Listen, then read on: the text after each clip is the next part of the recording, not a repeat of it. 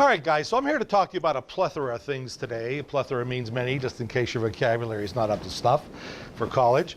And then we're going to go on a tour, and we're going to look over the building. Now, when I do these little talks for Bob, one of the things he asks me later is, well, what should I test them on? So he's always asking me for things that he can write a test question on. So a lot of this history stuff, that's really not germane to your day-to-day work here. So I'm not going to probably hit you up with too many history questions, if any.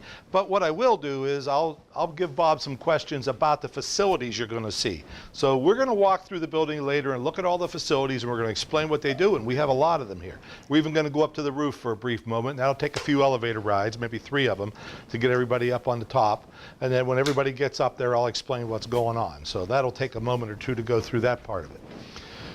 To begin with today, though, I have the feeling that an awful lot of people come into engineering type programs and don't really know what an engineer does. What does an engineer do?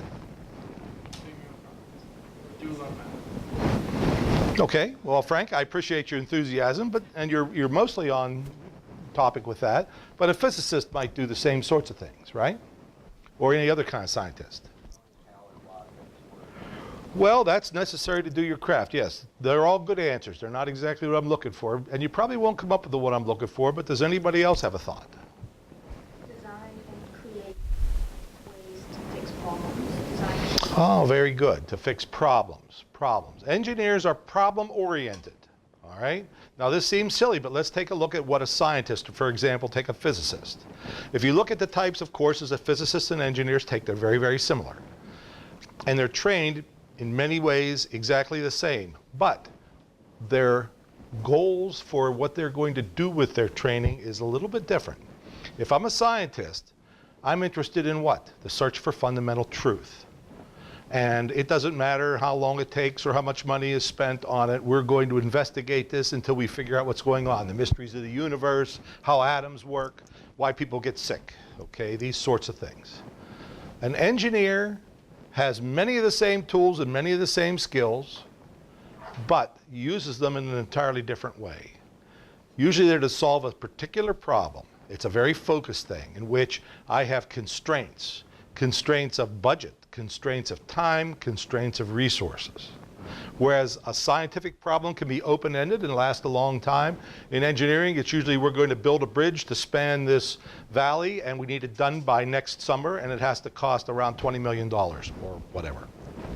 And so the idea of designing to constraints. Now, what are you guys learning to do here? Do you even know? Yeah, but that's a specific thing that's saying like, you know, I'm a toaster engineer. But you're not being trained to be a toaster engineer. You're trained to be a systems engineer. A systems engineer is a little bit different than a, let's say, a device design engineer or a widget design engineer, which is sort of subsystem or anything. A systems engineer is a person who has an idea of the big picture.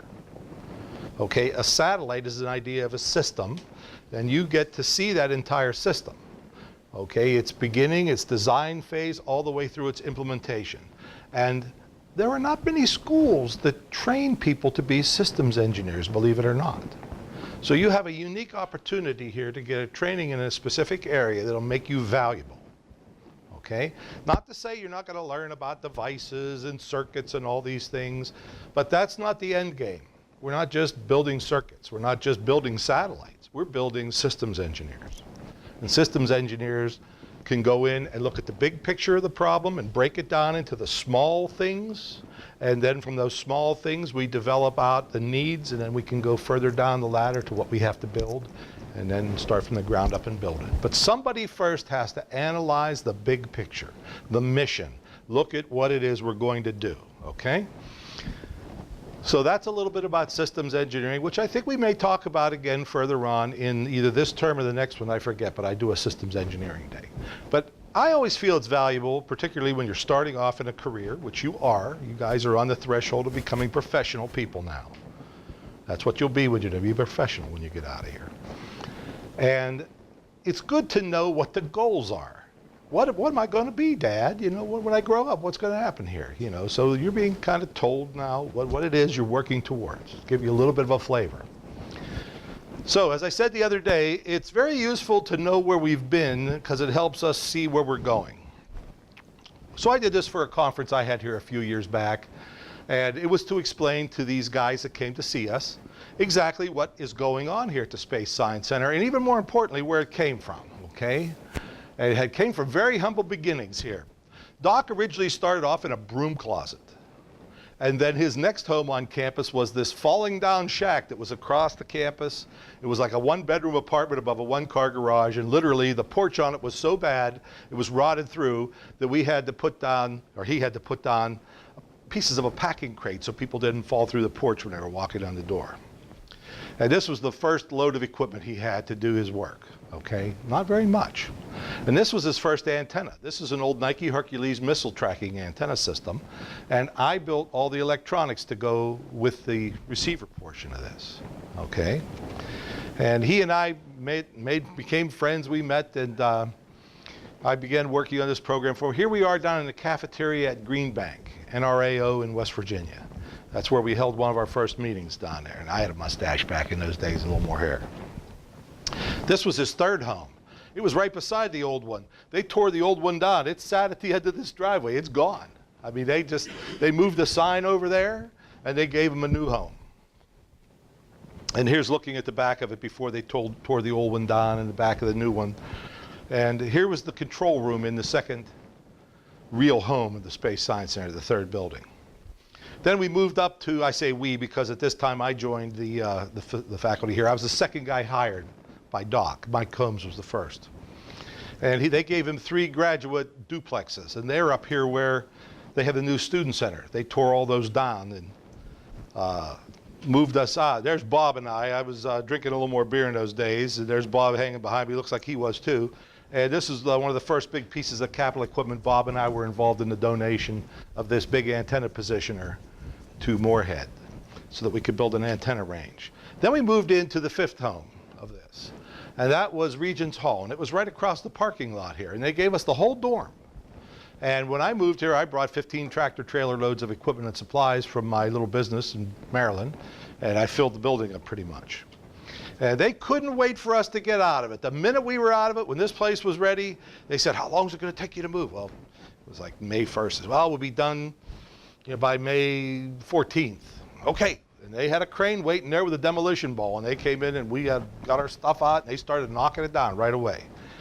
And we tore the old dish down as well and hauled that off, and we got the new one, which you see here, commissioned construction really 2004 to 2006, getting the big dish up and running. So that's my show for that. So now you know a little bit about where the program came from. The satellites came in around 2005. It was an interesting thing how that happened. Kentucky Science and Technology Corporation, KSTC. You'll hear us talk about them a lot over the course of your time here, because they were instrumental in getting us going in the early days. KSTC has an office out at Moffett, and they had some NASA people out there. That's Ames, and right? NASA Ames? And so, because I forget these things, Bob, I got to lean on you a little bit. And so here we know these people who have an office out there, and they're talking to NASA people, and it filters back that NASA wants to build some stuff to go to Mars. They're looking at a Mars rover, and they want to put a radar on it that'll look into the ground penetrating radar. And I happen to be working in that area. And I knew a guy who was pretty much a genius in ground penetrating radar, Dr. James Harris. So I introduced him to Doc, and Jim Harris went out there with Doc, and they gave a presentation on how to build a miniaturized, as big as a matchbox kind of thing, you know, like 2 thumb drives beside each other, radar that could go on a Mars rover to look into the ground. And that was kind of cool. Well, NASA didn't go that route. I don't think they did the Mars rover that they were thinking about. And so that didn't materialize into anything, which, oh, by the way, happens a lot. You'll often work on a lot of projects that only go so far and stop for one reason or another, funding being one of them. But while Doc was out there, he learned about CubeSats, and he learned about this guy, and he came back all fired up to do CubeSats, and that's when we began CubeSats, okay? Now, that tells you a little bit about our timeline and where things got started. And the other day, I spoke to you a little bit about the Cold War and what happened during the Cold War time frame. And one of the points I want to really stress and get across to you is we're not in space really because of our desire for knowledge. Although that's a strong issue, that's a good reason to be there. We really went to space because people were concerned about war, aggression, military issues, and so almost all the first space shots had these thoughts behind it, the politics of the day, the stresses of the day, worrying about ballistic missiles. Here was a new thingy that came about from World War II, the concept that I could put a bomb on board of a rocket that had guidance systems in it that could fly it to a specific spot on the Earth and blow it up. And then as the bombs got bigger and the missiles got bigger, the intercontinental ballistic missile was born. And as I talked about with Sputnik 1 and 2, what the Soviets were demonstrating to us at the time was that they had, number one, intercontinental ballistic missiles, and two, the technology to put objects in orbit around the Earth, creating the concept of the new frontier or the high ground. Now in warfare, if you study armies of the world, battles and things, soldiers are always taught it's good to command the high ground. Whether you're in the top of a house shooting down on the people below, or you're on a hill and you have to force your attackers to come up the hill, they're at a disadvantage going up a hill. The high ground, the people who control the high ground will dominate. In fact, in Indochina in 1954, the French were driven out by the Vietnamese because they were at the Battle of the Dien Bien Phu, because the Vietnamese were able to take apart their cannons and lug them by hand on people's shoulders up a mountaintop and set them up and shell the French in their base. Okay, and the French couldn't get them out of there. The Vietnamese controlled the high ground and were thus able to drive the French out of French Indochina. And that was the beginning of what for us became the Vietnam War. So this idea of the high ground and space being the high ground is very important. Whoever controls the high ground? Well, this race was on now. And what are some of the things we can do from outer space? We can look down upon the Earth. Earth observation. This is a big deal in what satellites do today, but its beginnings became purely for military programs. And one of the very first ones was the Corona program. The Corona program began in the early 60s, and what it did was it took photographic imaging equipment that had previously been flown on board aircraft, and it elevated it to outer space. For one thing, it's a lot harder to shoot down something that's in outer space. So if you don't like the fact that people are flying airplanes over your country and taking pictures, you can do something about that. You can shoot them down with anti-aircraft, radar-controlled anti-aircraft, or radar-directed surface-to-air missiles. And so there was a continuous development by the Soviet Union throughout the 1950s to build better surface-to-air missiles, resulting in the SA-2 and SA-3 systems. In fact, one of these shot down a U-2 aircraft, and that brought an end to our manned overflights of the Soviet Union. At that same time, we had perfected this satellite reconnaissance systems that used cameras. And it was really cool. Cameras used what in those days? How do you get film back from outer space? Yeah, and then what do you do? They made airplanes that had these big forks in the front of them, and they would jettison the canister out of the satellite. It would be falling, and eventually a parachute would pop out. It'd be floating down. This airplane would fly along and grab the shroud lines. And then they could recover the canister of film, bring it back, and develop it. In fact, they started building photo labs right into the aircraft so they could develop the film on the aircraft so that it would be ready to rock by the time they got back. So people that were highly involved in this were the CIA and the NSA, the Army, and the Air Force. Why the Army? Well, the Army were the ballistic missile people. They're the ones that brought the German scientists back. The Army has always been big in space, but for a while, from let's say the mid-60s until recently, the Army hasn't done much in space, but they're going back there now. We've been part of the U.S. Army's re-emergence as a space agency, okay? So we've been working with Huntsville, Alabama, and the Space Center down there doing that.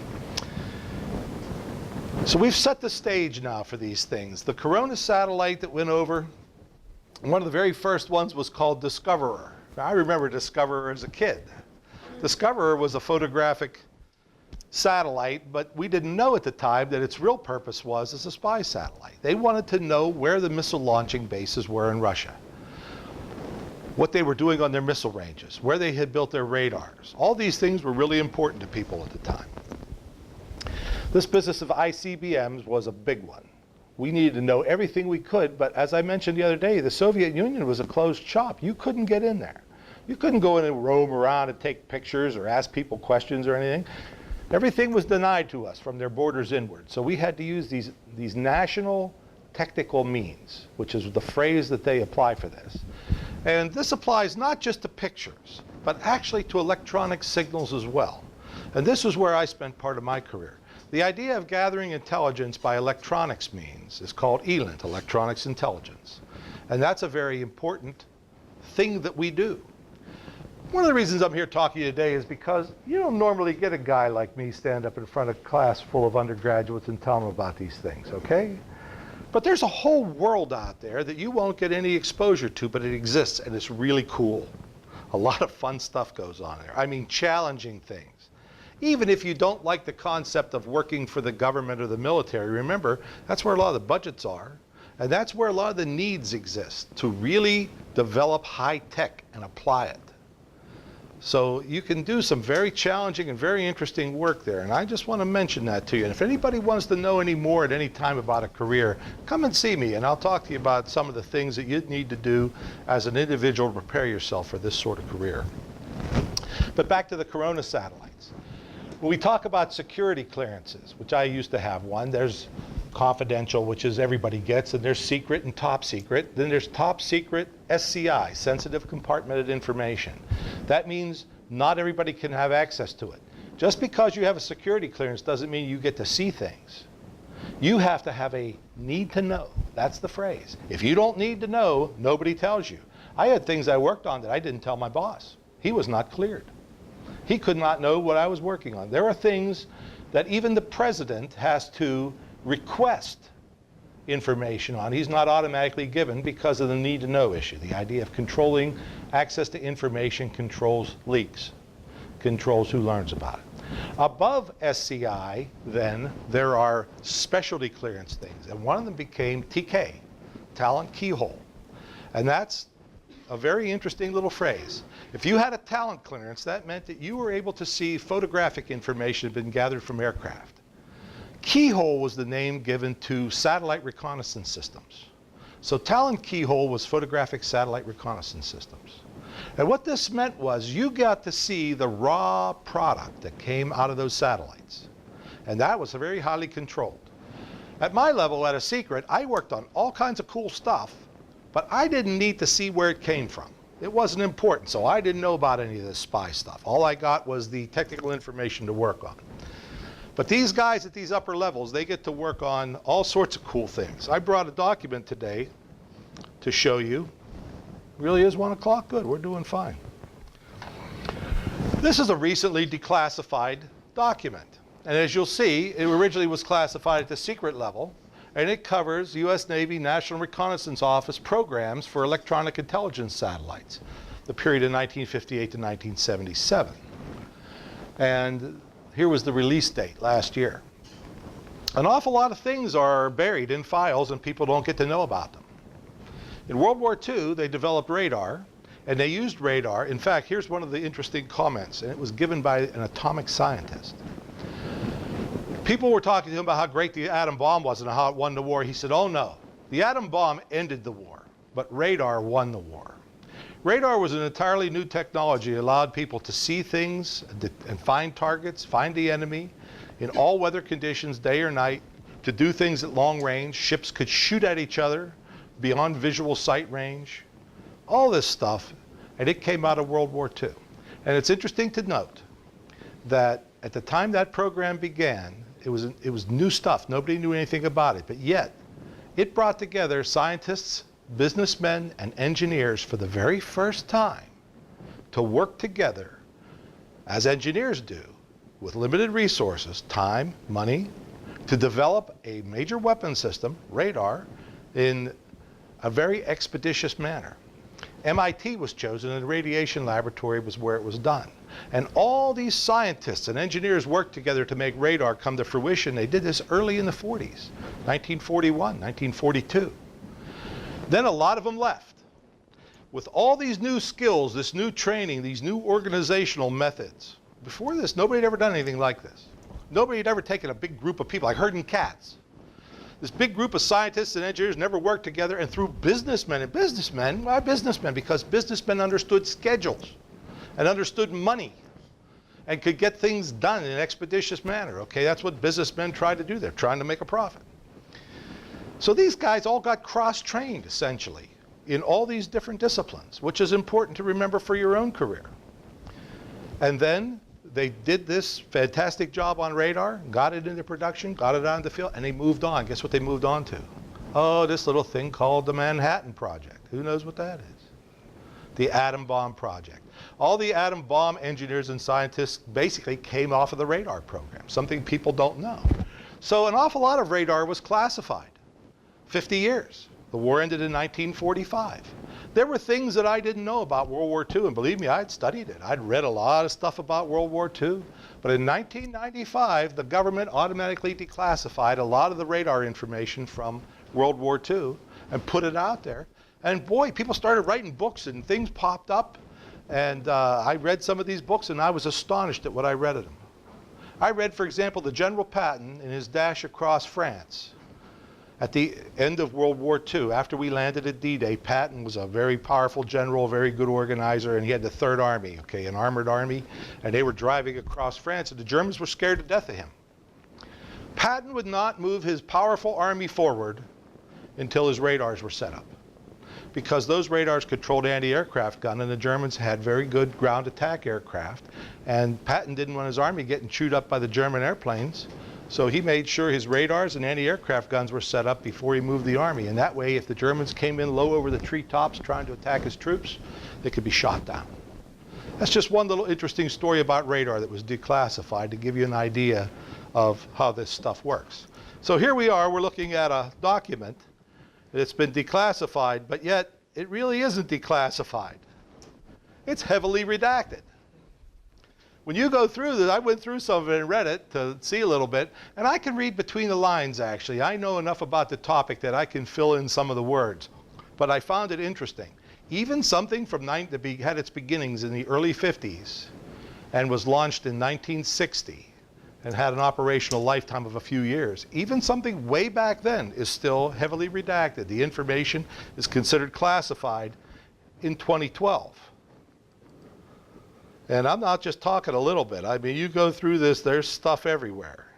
Mostly, look, here's a list of people's names. Those guys must still be alive. The guys whose names you see, they might be dead. Those other guys, they might still be around. Just interesting stuff. And here was another thing. Handle via Byman. I've actually seen that. That's a classification. And it tells people who understand that code word how to handle material that's generated under that classification. Just little aside things. Why do you care about all this? Well, for one thing, it's your government. It's the history of your country. It's the history of space science. It takes into account, now think about space. When you go to outer space, you have to call upon many, many disciplines. All sorts of different things come to play. For example, think about material science, rocket nozzles. What do I make a rocket nozzle out of that it doesn't get eaten up by this high temperature flame blasting out of it? It's going to lift this multi-ton structure into the sky. Ceramics, high temperature metals, combinations of these things, new things. So material scientists get to work on some cool stuff. How about batteries? Here on Earth, if our battery fails, we pull it out, throw it in a trash can, go get another one. I'm going to orbit a battery. It's got to be a very special battery. Oh, it might not look much different. It might even be made of basically the same stuff. But the quality control that goes into manufacturing that battery and the testing that goes on to verify that it's going to last in orbit are a big deal. As a systems engineer, here's some of the things that you'll need to know about. You'll need to know a little bit about materials. You'll need to know a little about chemistry, physics. You need to know something about, for example, batteries, wires. What kind of wire can I use in outer space? What sort of insulation does it have to have on it? How about my electronics that goes up there? It's in a radiation environment. It's in a highly weird chemical environment in low Earth orbit because of ozone. Believe it or not, what's ozone? It's just oxygen, O3. But because it's not O2, it's O3, it has very weird properties. It's extremely corrosive, and it can scour the surfaces of things and chew them up like solar cells. The very first solar cell program I found on here was Vanguard 1 that went up in '58 on the 17th of March, 1958. It was a solar-powered satellite. Prior to that, they were all batteries. I was looking for early history to talk to you guys about, and it's amazing how much of it is not there because of this kind of stuff. Not there. I know they launched a ton of satellites between the time Sputnik went up and, say, 1961. Those 4 years in there. But we don't know what a lot of them are. They were classified. They were hidden. They'd launch a satellite like, oh, say, Vanguard, and they'd tuck other things on there they wouldn't tell us about. And up it would go, and away it would go. So there's all kinds of interesting mysteries floating around. By the way, Vanguard was supposed to last 2,000 years in orbit. Not that it would operate for 2,000 years, but that it would continue to exist. And it turned out by orbital calculations that were made, by observations with radars, that Vanguard would only stay up there 240 years, and they began looking, and they found out things like atmospheric effects and solar effects were going to degrade its life in orbit. Okay, it's actually going to cause it to decay faster than projected. So this was all big learning experiences through this time frame. Now you had asked me about talking about Armstrong and the first steps on the moon, and I really didn't have a clear concept of where you wanted me to go with that. Can you? It's kind of an open topic to be covered or not. Kind of in the space program itself. When was the last time we were on the moon? Early 1970s. Why? Why didn't we go back? Funding? We won the space race. And we really didn't know what the next step was. To go back would perhaps be redundant in some regard. We'd gathered a lot of information. We'd brought samples back. And the whole idea of funding, what do we do next? People turned their eyes inward. The Vietnam War and other things going on at the time, a major distraction, dissatisfaction with the United States political system, President Nixon, Watergate. All these things had a role in affecting the American psyche and got us to really kind of abandon manned missions. We were pretty lucky. We only lost a couple people in manned mission attempts. But think about that. Neil Armstrong's footprints are on the surface of the moon, and they'll probably be there until the end of time. Something that 100 years before, if you would have said to people, oh yeah, in 100 years they'll be walking on the moon, they would have thought you were insane. They'd have put you in a madhouse. Even 50 years, 20 years before, it had not been conceived. And think of the technology that went into it. You know, people used to complain. They would say, oh, why are we spending all this money to go into outer space? It's silly to walk on the moon. We should be spending that money on poor people on Earth. Well, you know, when you're going to go into outer space, you have to do an awful lot of fundamental science, basic research on, for example, materials. One they like to point to is Teflon, really came out of the space race as a space-age material. And we use it now in everyday life for lots of things. In fact, even your frying pans are coated with it. What would have motivated anyone to spend money on fundamental research otherwise? In fact, this is one of the failings of our country today at this point in time. In the 1950s, the returning GI, see, everything plays together. It's hard to tell you a story without giving you some historical antecedent for it. The GIs that came back from World War II were given a special gift, the GI Bill. They could go to college. Many of them recognized that if they wanted to better themselves in lives, they needed higher education. They went back to college. They became all sorts of things, but one of the places they went was the Harvard Business School. And a concept that came out of the Harvard Business School in the 1950s is killing us today. The man in the gray flannel suit. The idea that you don't invest in long-term things. You want the bottom line to look good every month.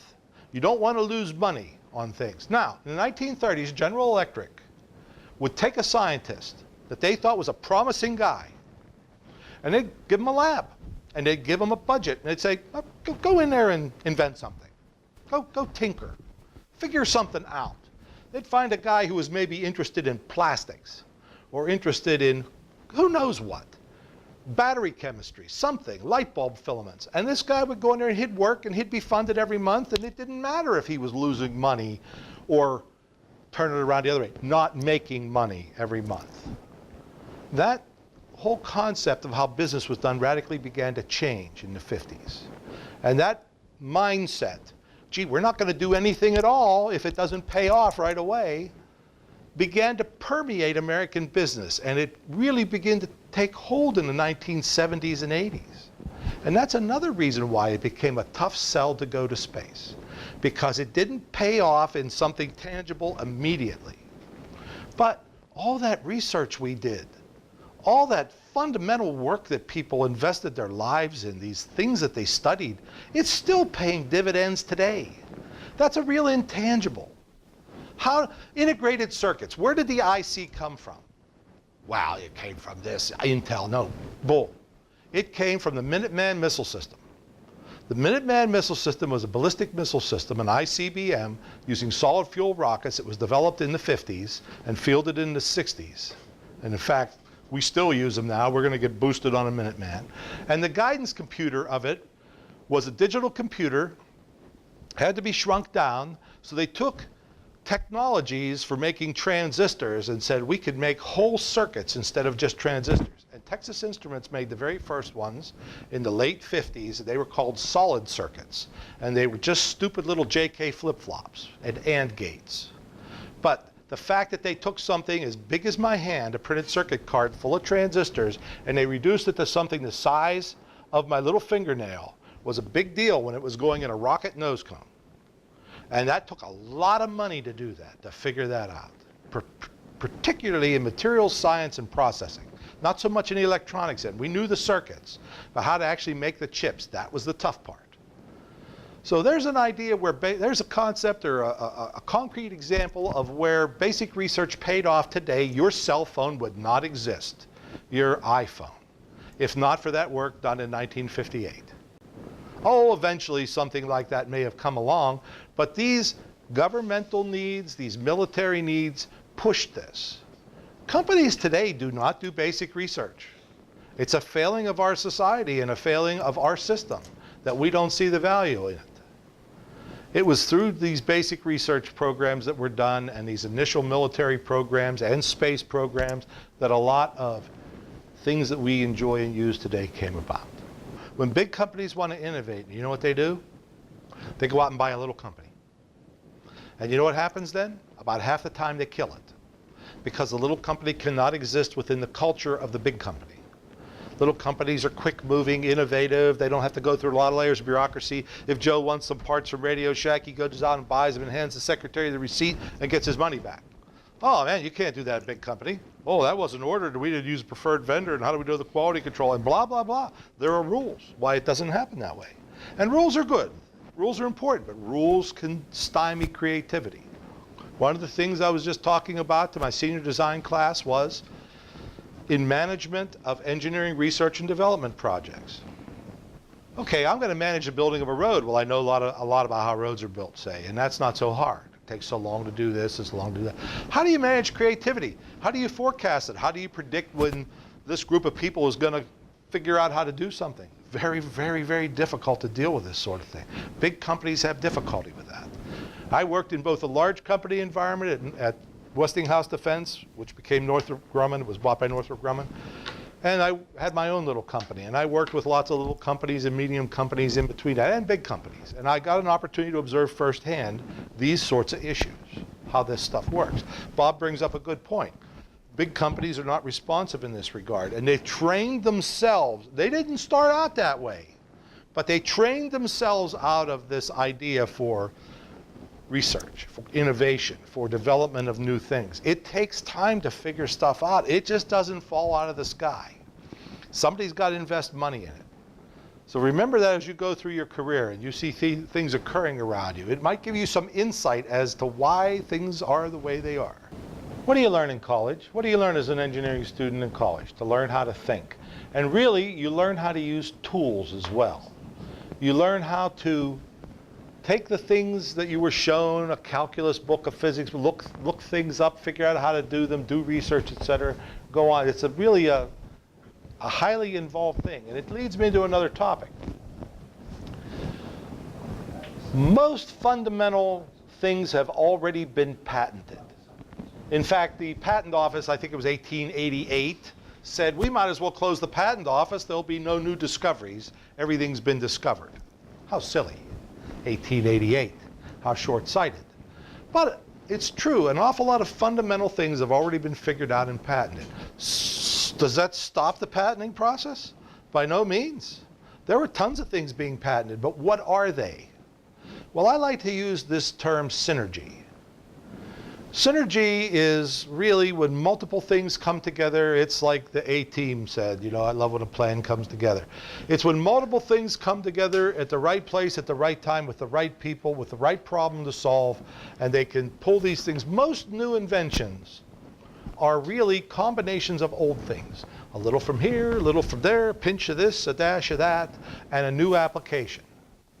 Okay, we've got a new problem, but we're going to go out into the field and we're going to find all these existing things and we're going to synthesize a solution from existing technology, and that new application is patentable. So even though you think like a lot of things already been done, there's no new ground to be broken, you'd be amazed at people your age who are discovering things. In fact, they say your intellectual peak will come sometime in your late 20s, early 30s. That's when you're at your smartest. So you better not be sitting around doing this, because you ain't going to get smarter later and get rich.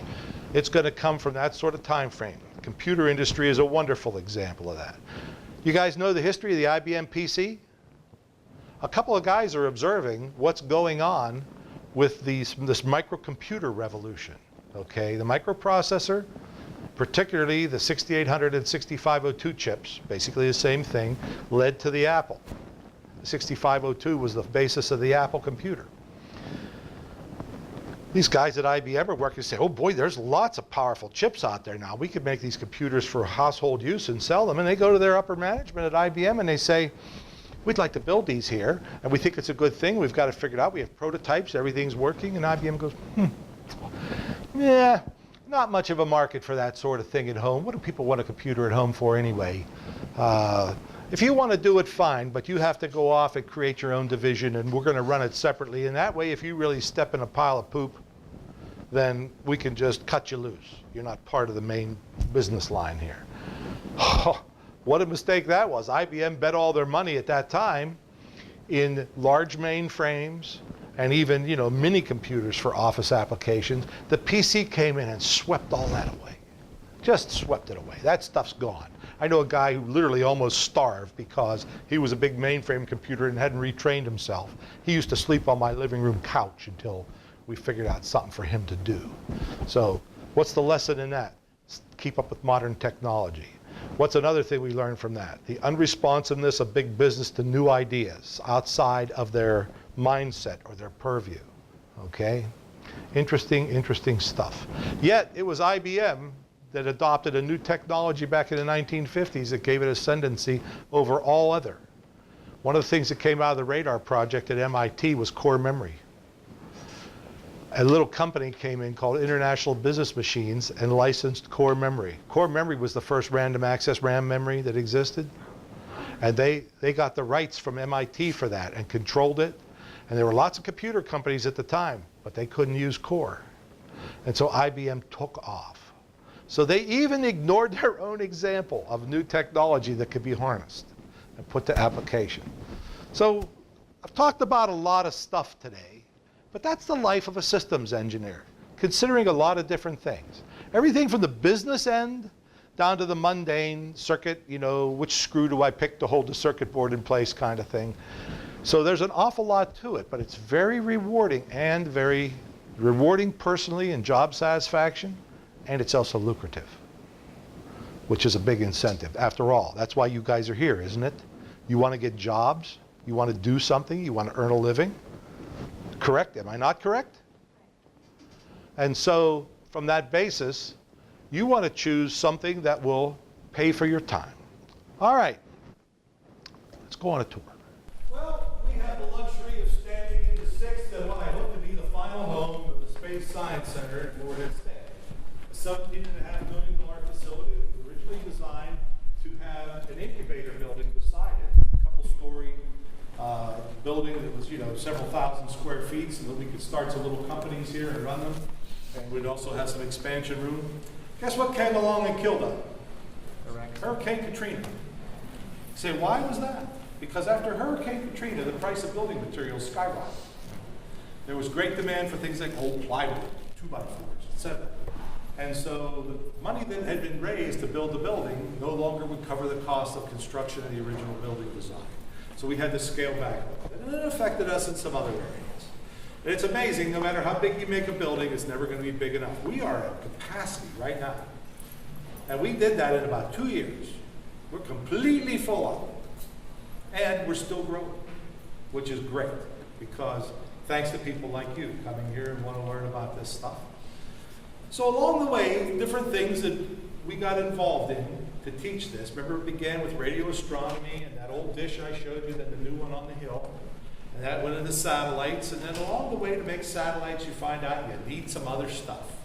So we're going to walk around and look at some of the other stuff that we use. And by the way, these posters along the halls, do you know what they are? You walk by them. They're projects, but whose projects? Student projects. That's key. Okay, don't forget that. Those are student projects. Those are things that undergraduates worked on and got papers and experience and knowledge out of. Okay? Stuff that you can do. If you want to do this stuff, it's not a problem, but you have to get involved. We can't chase you down to get you involved in this. You have to step up and come forward and say, hey, you know, that was kind of interesting. Can I help out here? And Doc's been pretty good. In the past, he's actually been able to raise some cash and pay students. Right now, we're in a budget crunch, and we're not able to do that. But it's not the first time that's happened. It probably won't be the last. It goes through, like every business cycle, boom and bust, boom and bust. Okay? The U.S. economy does that exactly as well. If you follow the U.S. economy, it's been cyclical all the way back past the Civil War. The same kinds of boom and bust economies that we have today. It's inherent in the nature of how we run our economic system. A very interesting project we worked on was the Lunar Reconnaissance Orbiter, a major NASA program orbiting a satellite around the moon to look for lunar water. Why do we want water on the moon? Because we don't have to haul it up there when we go. What do we do with water? Well, we drink it. We could also use electrolysis to decompose it into hydrogen and oxygen, which we could breathe, and we could burn the hydrogen as fuel. And what happens when you burn hydrogen and oxygen? It makes water. Oh, what a nice closed cycle, okay? So it's a very, very important thing to find water on the moon, and we're currently involved in another program which may take us to the moon again. And I can't really talk a lot about it yet because it's a little on the QT, but it's for a similar sort of thing. But our big dish was used to calibrate the radar on board the Lunar Reconnaissance Orbiter, something that they can't do on Earth. They actually have to fly the satellite first. And then they were going to use Arecibo to do that, but Arecibo was tied up. And so they came to us, and we worked and did that here. And then we also worked with Arecibo, and I got to have some fun with Arecibo, bouncing signals off the moon. Here's some of the kind of work I do. This was done in the other building. I built a antenna feed. The feed is the device that gives the dish its personality.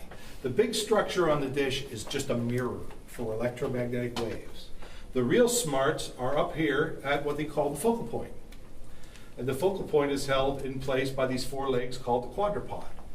And in the focal point, I have the feed and electronics, and that gives the dish its personality. Which band of frequencies am I going to listen to? And this one was for S-band, up at 2.4 gigahertz, because our early satellite missions had a 2.4 gigahertz transceiver on it. And that was to bring back pictures, high data rate stuff, okay?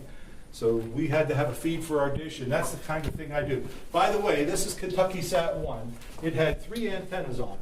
A 2-meter whip, a 432 whip, and this little stub here, which was the S-band stub. And that's all work that I did in my lab working with students, and I had them qualify those antennas, take patterns of them, and all those things. So now we'll duck into my place here. Actually, when I came here with all my gear, I ran out of space at the house. So I volunteered to set up a laboratory here. So what you see is all my, not all, but this is all my equipment. Okay, I provided basically this laboratory for the university free of charge. I bring my stuff in and use it. If I run out of solder, they'll buy me a roll of solder, but otherwise I buy new equipment and I maintain this stuff. And what I do in here is electronics. I do everything from DC circuits, the simplest things, all the way up to millimeter wave radar systems. Okay, everything in between.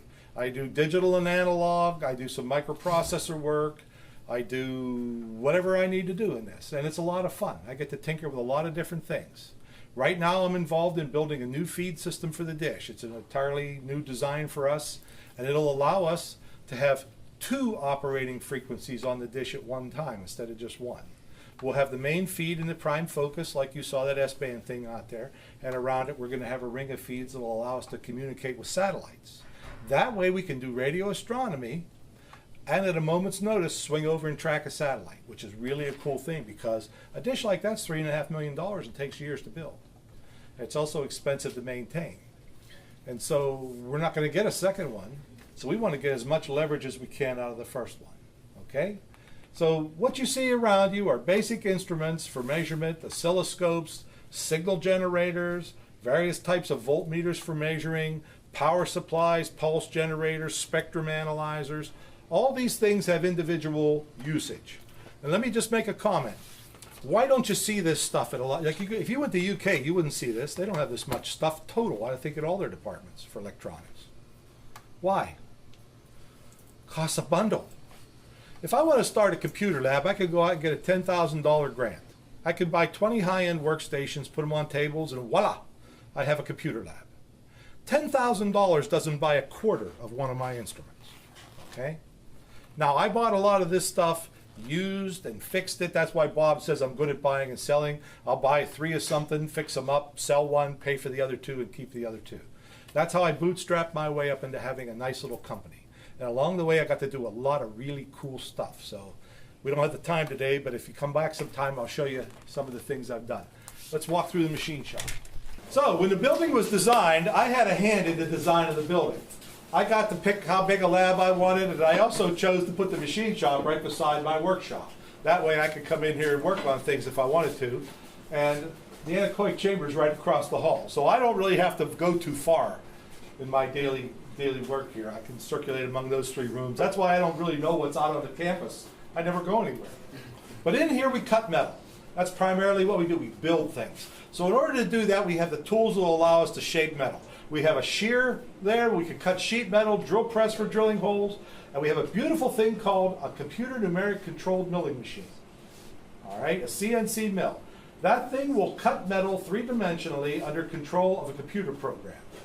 And it uses standard codes like used in every machine shop.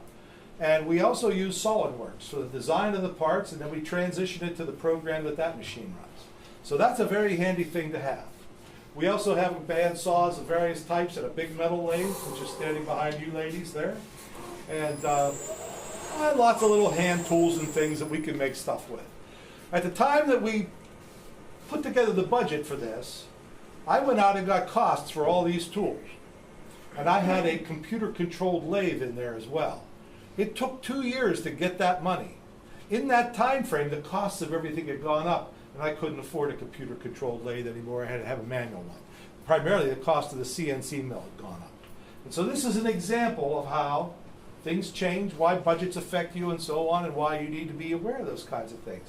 We had to go back and essentially reprice everything and try to fit what we wanted within the money that they'd given us. But this was a grant that was given us to buy the equipment.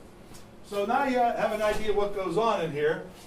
That handsome fellow standing back there is Travis. He's a graduate student here, and he works in the shop. He's given to us on loan by the AET department, and Travis is one of our senior machinists. And the other one is Zach, standing back here in the corner. You've probably seen around. These guys have gotten pretty good. And it's not easy. This is complicated stuff, and it's very accurate. If you don't do it right, if you don't want to do it right, don't even start. Because if it ain't right, it's no good. You throw it in the scrap bin and we start over. So it has to be right when you're building satellites. Now, if you're just knocking something out to play with on the bench, that's one thing. If a hole's a little sloppy or something's a little bit the wrong size, but building satellites, you don't have that luxury. You have to do things correctly. All right, let's go this way. And when you look around the room, you see all these funny pieces of metal. These are all antennas or feeds of one sort or another for different frequency ranges. This is what we test in this chamber. How we test it is, we have a suite of equipment here that generates and receives signals and accurately moves machinery.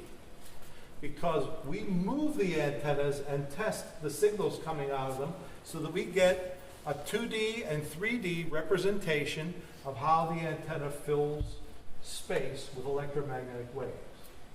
If I just tried to do it in a room without this, I would have reflections off every piece of metal, the concrete floor, the rebar in the floor, the studs in the walls, the cabinets, the desks and everything.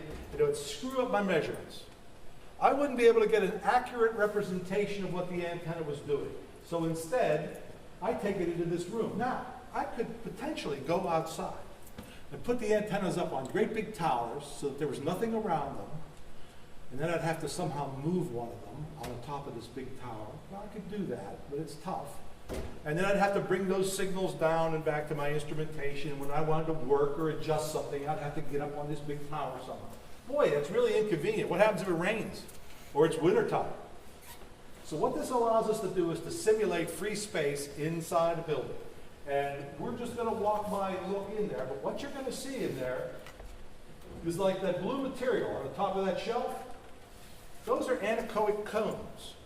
They're just plastic, almost like a styrofoam or rubbery substance, filled with carbon. What does the carbon do? It absorbs electromagnetic waves. That way, when the radio wave hits this carbon-filled cone, it's absorbed, and I don't get a reflection bouncing off the wall. That way, I only have the signals from my antenna at this end of the chamber and the one that's being measured at this end. When you look in the door, you'll see a big metal structure with a round table on top and some wood bolted to it. That's a precision positioner that moves the antennas very accurately under computer control. And then we can measure, we can provide a stimulus, and we can measure a response. And we can plot that information. And that tells a guy like me a whole lot about how it's working.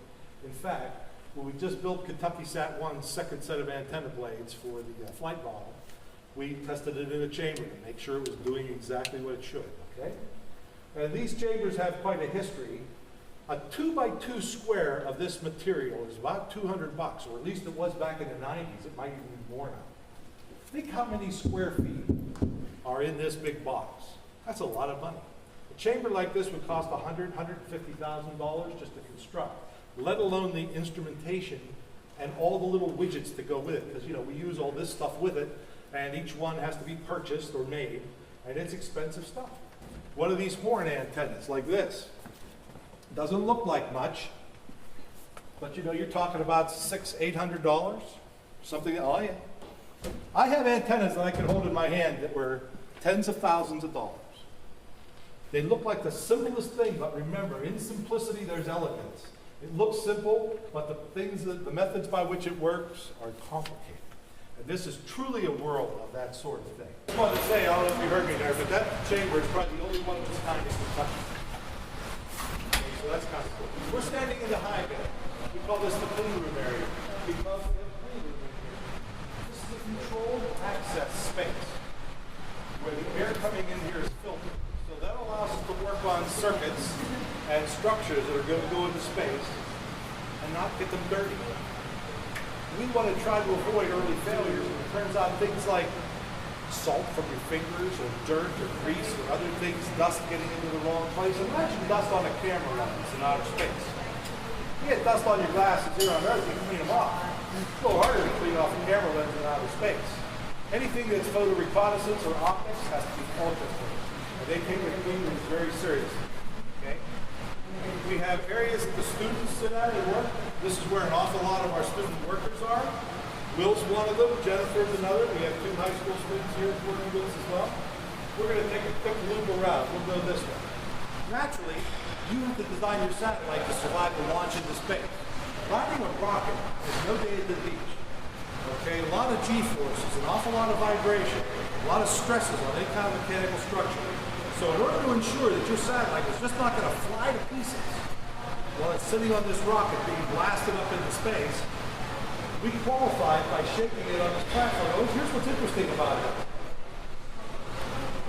Anybody ever look inside a loudspeaker and see the paper coil and all that in there? This is a big loudspeaker.